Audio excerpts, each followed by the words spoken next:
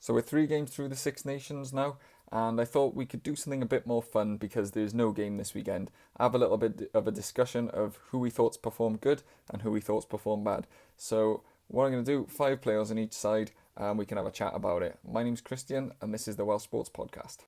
So the first player I'm going to pick is Tommy Reffell. He's probably one of, if not the player whose stock has risen the most over these last 3 games. He's come into the team in the absence of Jack Morgan, and he's really just settled in straight away, and he's become an absolute pivotal role in all of the good stuff the Welsh team have done.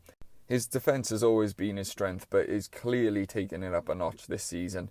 His jackling and just general fetching of the ball has been tremendous. It's something that Wales have really lacked, maybe even since like Warburton, a player who can just read the ruck and time his jackal so well. And his jackal selection is unbelievable. His technique is flawless, and it's just so hard for players to get him out. Once he's in there and he's in that position, opposition just can't get him out of that spot. And he just seems to, the last few years, really known when the best rucks to select and which ones to attack. What he's also done this Six Nations is he's actually taken on his attack a bit more.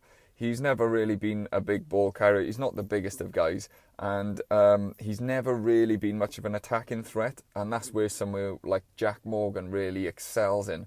But Reffell has really improved on that this year. He's been involved a lot more in the attack. In the England game, he was pivotal in the breakdown of England's defence for the 1 try for Alex Mann. And I think just generally he's growing into that role. The biggest compliment you can give to him now is people are saying, how do we fit Jack Morgan back in this team? Does he go to 6 and we play both of them? Or is it going to be a case of one of them's going to have to drop to the bench? Now, Morgan's such a world-class player. You got to think he's going to have to come straight back in. Wales have really lacked that tight carry, ball carrier, and he's probably one of our best. But it's a testament to Reffell that people are actually considering, do we fit Jack Morgan in at 6? Is something that people have spoken to me in the comments in videos.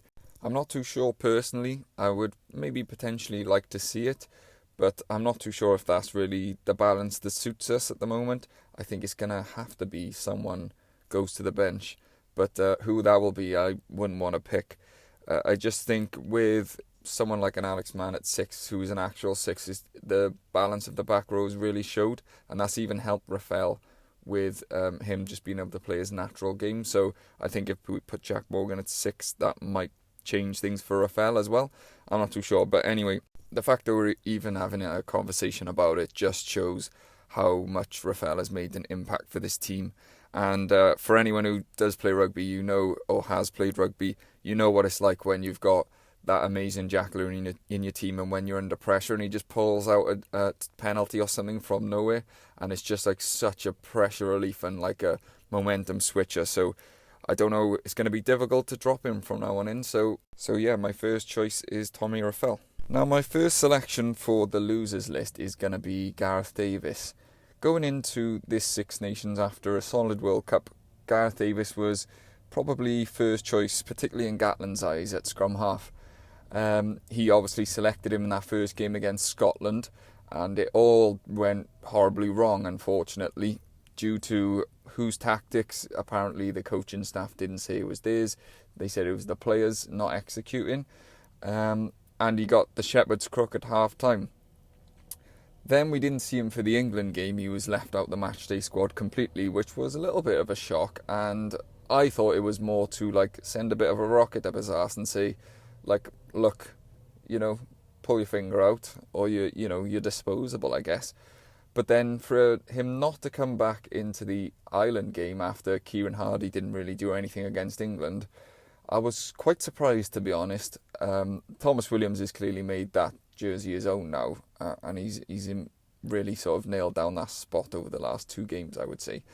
But for Gareth Davis to be completely sort of left out in the cold is very odd. Before the Six Nations, he was clearly being leaned on by Gatland as one of the leaders in the squad. He's I think he's the second most senior player there. So, it's interesting how he's gone from that to just not even being involved in the matchday squad.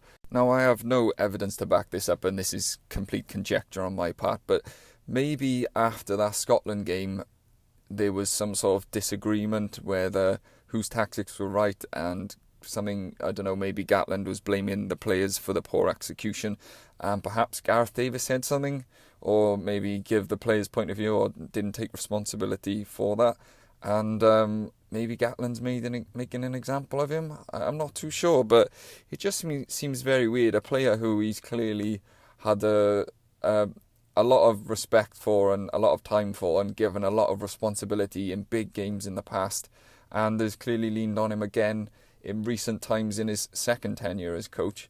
For him to just completely drop him out of the game, I'm surprised. And I haven't seen anything particular from Kieran Hardy that says he's really pushed Gareth Davis out, unless something's happening in training, or if the age thing and looking ahead to the next World Cup in 4 years is something that he's really thinking about with this selection. But yeah, it's a bit strange for me anyway. I'd like to know what you guys think, whether I'm just looking into it way too much. But for him to just go from the number one to just being out in the cold and not being involved in any match day squads is very odd for me. But yeah, he is my first loser. Next winner is going to be Cameron Winnit. No surprises from anyone here. He has been absolutely immense, completely unflappable. Other than maybe the shaky kick-in in the first 20 minutes, half hour of that Scotland game, he hasn't made one sort of error. I can't think of any error he's made. He's had very little opportunity to attack, but when he has, he's made an impact. He's broken the line. He broke the line against England, against Ireland. He was able to slip out of a tackle and create an opportunity out wide for Rio Dyer. In that Scotland game, he attacked space and put Rio Dyer in space there again. And he's been brilliant. It's always when you see a young player come in and he's good for the regions, it's always interesting to see when they step up to that international level, how much of a step up it's going to be. And fullback is obviously a very pivotal position, a lot of pressure, the last line of defence, the main catcher of the high ball and stuff like that. But you know what I mean, he's been just on another level. He has been so consistent, and he looks like he's been playing international rugby for 5 years. It's crazy. The high ball, he is so assured, and he's not a big guy, but he just seems to time his jump, and his hands are amazing. And it's clear now, we were a little bit concerned after the World Cup who was going to be fullback, but it's just so clear that from here on in, hopefully he stays fit and continues to develop, because if he starts to really bring a more of attacking, counter-attacking presence into the game, then he is going to be an absolute beast at international rugby. So I'm really happy with his development, and it's really great to see that someone so young has just come in and taken the opportunity with both hands and just looks so assured.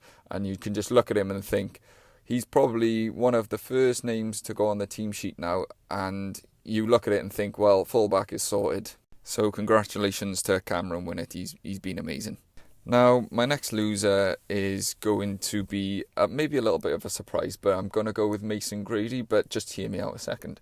So the reason I've gone with Grady is he's been superb all season for Cardiff. He's come into this squad with a bit of expectation that he might even get an opportunity to have started in the first few games, especially when Adams' form dipped. People were expecting him to maybe come in. He didn't do that, and he's had opportunities off the bench instead. And unfortunately, he's not really had any impact on the game. We've seen him in the past for Wales when he's come off the bench. That time he had to play second row, was it, or back row?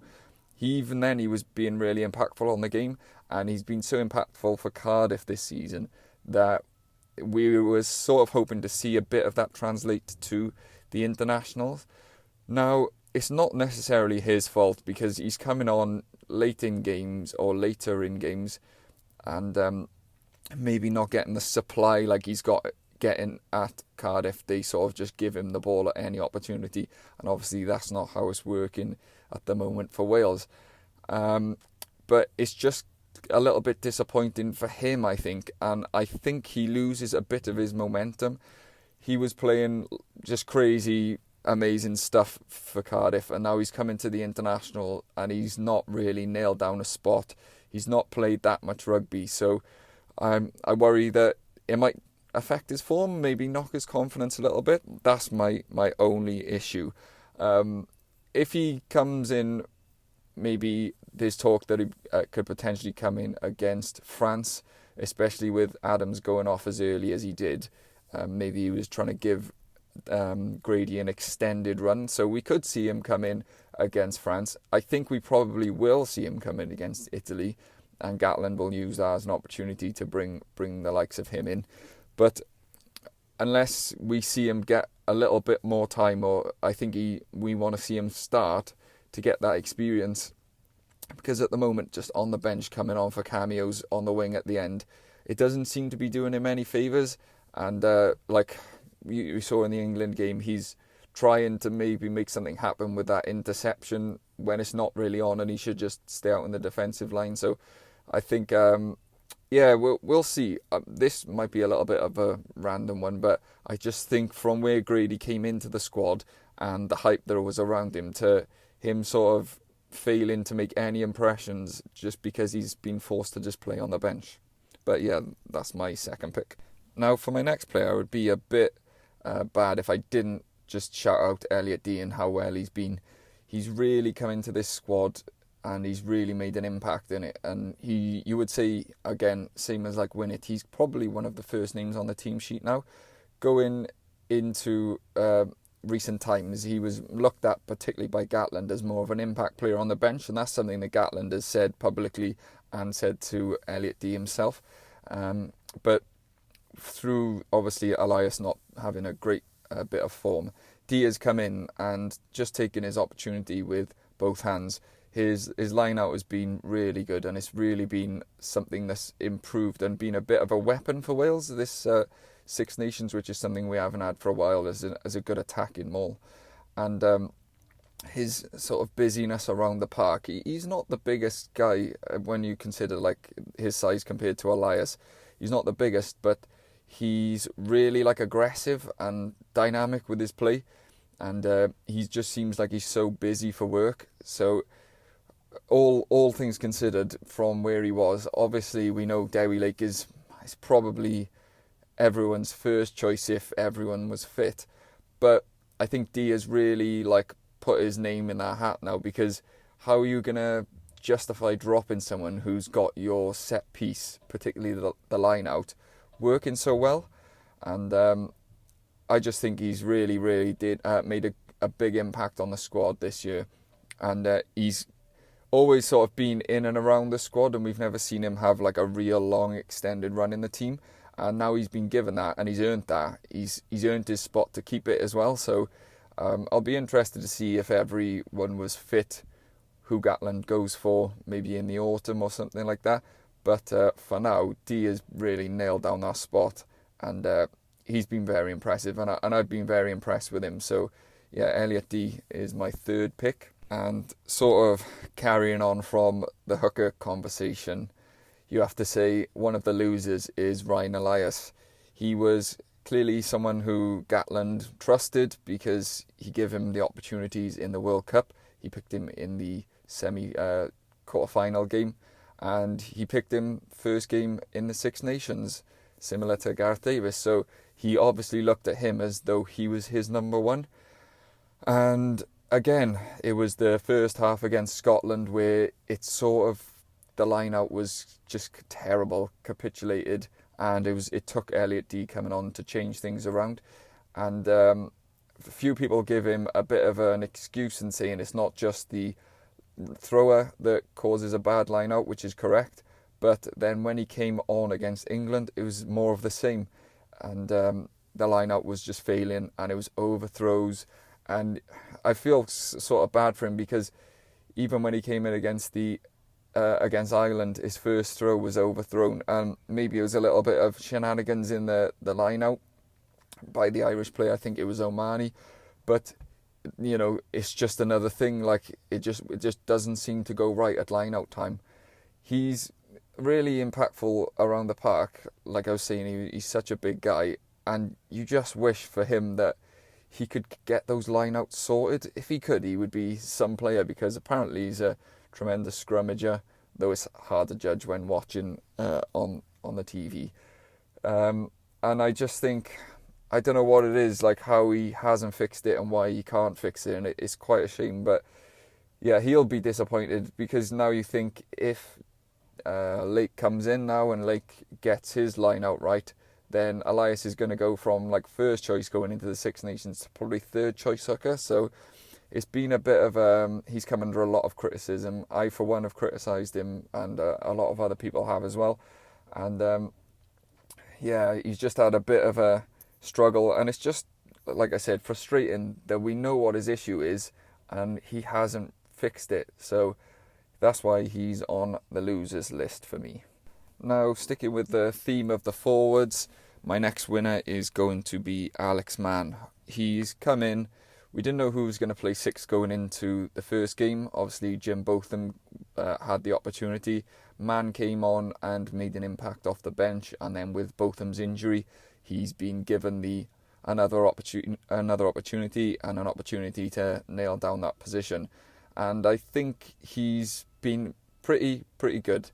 He's lacks a little bit of the size that you would like to maybe see at six, but I think that's just because he's so young. Like, he's surely going to grow more into that.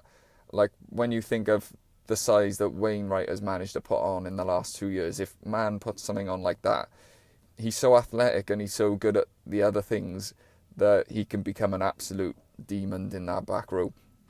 His footwork is really underrated. He's really good at like shifting his weight and getting people to sort of like miss the first tackle. He lacks that real big like impact boff, and that's the same in the tackle.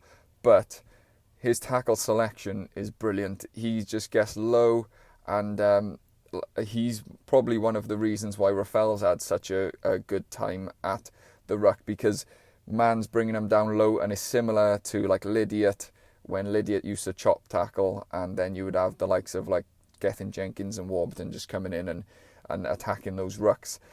I think it's quite a crucial position for us to have an out-and-out six. I think we've tried a lot in recent times to have 2 sevens, and it hasn't really worked, unfortunately, which is annoying because we got 2, probably you'd say, world-class sevens. But I think if Mann can continue to develop, I think he's got the ability to be one of those nasty in-your-face operators at six who teams really don't like playing against, because he's in your face and he's getting low in the tackles and stuff like that. So I think with a bit more size and a bit more time to develop his game, he's also really underrated at the line out. We haven't really seen him, I can think to memory, Wales employ him as a line out option, but he is a really solid line-out option, and he's been that for Cardiff this season. So that's another issue. If you go with the 2 sevens of Rafel and Jack Morgan, you would lose that line-out option.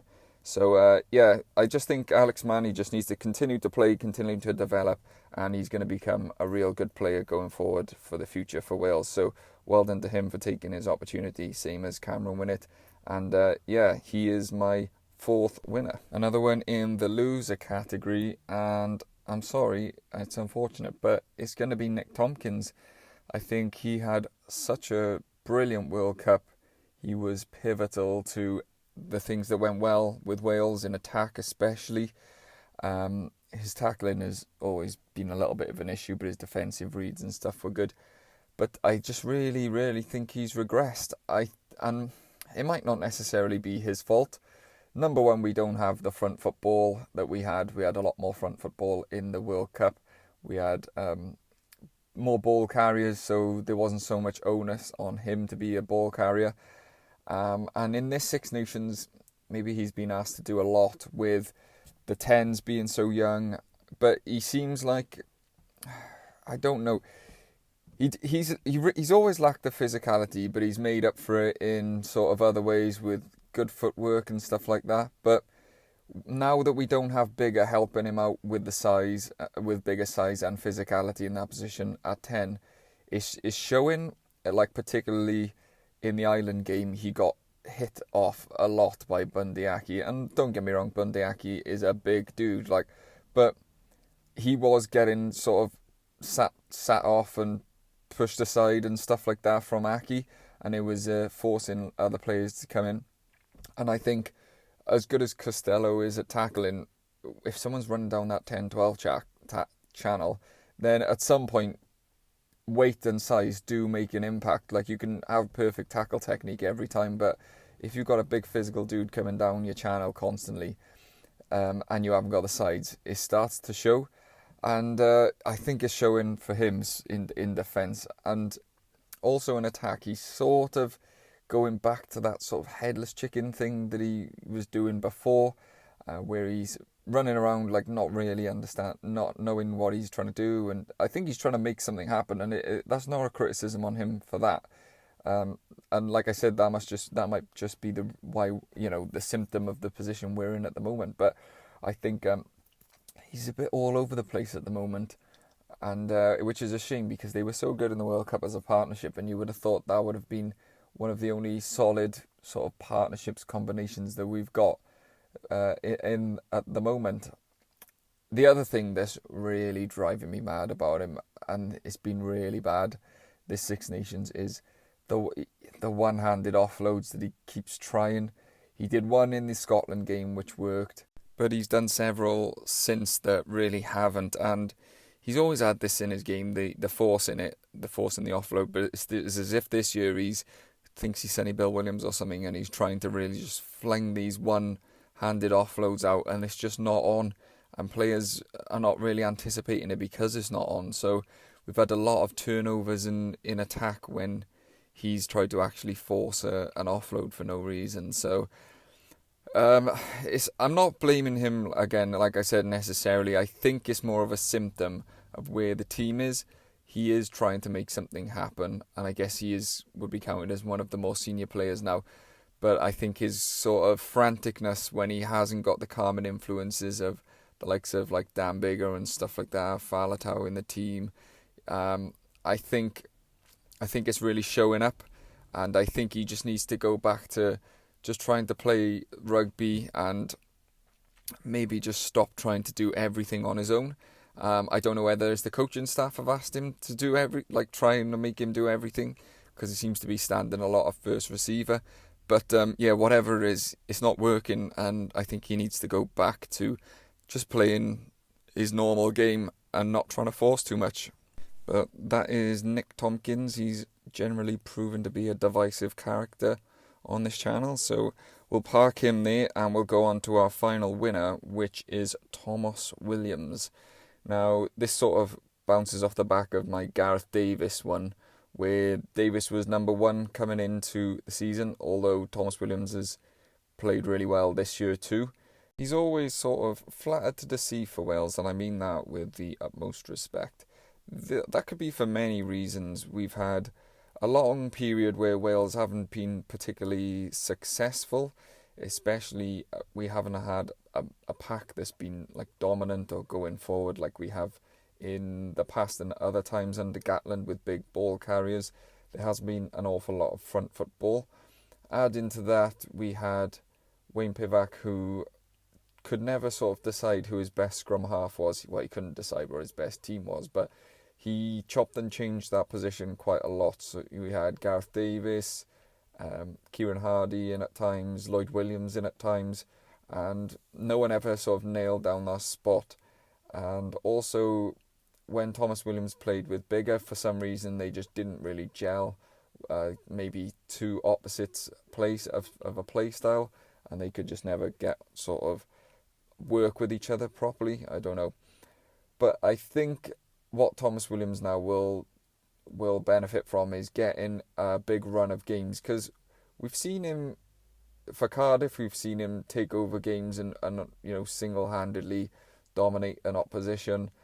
We've seen it maybe once for Wales. That Argentina game comes to mind, where he was superb. He was by far the best player on the pitch for that game, which we won. So I think for me, I would like to see the coaching team just back him now. It'll help Costello have a familiar player playing scrum half, and it'll also help Thomas Williams having a familiar outside half, so where they know what each other is going to do, and they can help and they can develop a partnership. I think that will certainly help Costello, and I think help Thomas Williams as well. And I think just the fact if we just give Thomas Williams the job, give him the backing and saying, go out and just play a natural game and we'll pick you. Hardy is the second choice. You're our number one. Go and be that dominant force that we know you can be. I think he will do that for us, and I think he's by far our best option going forward now at scrum half. Let's stop tinkering too much at half back. Let's develop a partnership, and I think these two are the best players to do so. So my final winner is Thomas Williams. And my final loser, unfortunately, is going to be Josh Adams. Now, it does pain me to say this because I absolutely love Josh Adams as a player. He's been superb for Wales over his career. I'm not sure if it's the end of his career, although it could potentially be that time is catching up with him, but he's just not been fit and he's been out of form. He's not played an awful lot for the region, and he's been thrust into the Wales squad, having not played an awful lot of games, and he struggled to regain some form. I think playing on the right wing doesn't necessarily suit him. He's better when he's on the left, but that's the same for a lot of players. But I just think he's really struggled to... First of all, he's had no opportunities really with the ball. The only one really was in the England game when he had that break down the line and he sort of got caught in two minds. And I think a sharp in-form Josh Adams would have made the right decision and probably put a little kick through or something like that. But he just was sort of out of match fitness, I guess, match sharpness. Also, we saw him used differently in the Scotland game where they were trying to use him as like a first phase carrier. Now, don't get me wrong, he is a good carrier and always has been, but just a battering ram, that's not his game. He's better when there's decoys around him and he can pick up the line and hit some weak shoulders. So he's been pretty sturdy in defence, and I can't complain about that. He had a good read against Ireland really early on Aki, even though he got his head the wrong side. He cut down that overlap really well. But he's just not the British and Irish Lion that we saw in the past. Whether he can regain this form, potentially yes, but I don't know if it's going to be this Six Nations. Trying to get your form together at the highest level is very, very difficult, and the pressure comes on, and people, and I for one have been one of those people who said maybe he could do with being dropped, and I still sort of believe that. I still think now for the position we are, maybe the bigger upside is putting Grady in and learning the hard way with Grady. But yeah, it's just a shame for Adams. That I just hope that this isn't the end of his international career, because for what he's done and what he has been for Wales in the past, he's nowhere near that at the moment, and I genuinely think that is just because of his injuries he's had all season. So hopefully he can get back to Cardiff and get recouped and get to 100% fitness and then come back again. But for now, playing injured and playing the way he has been, he's losing a lot of the merit that he's built up over the years for brilliant performances for Wales. And I think it's not really his fault that he's getting picked when he's not really fit. That's down to the coaches, but obviously he's the one who's getting affected on the game day on a Saturday. So that's my final pick. Let me know what you think and subscribe. Cheers.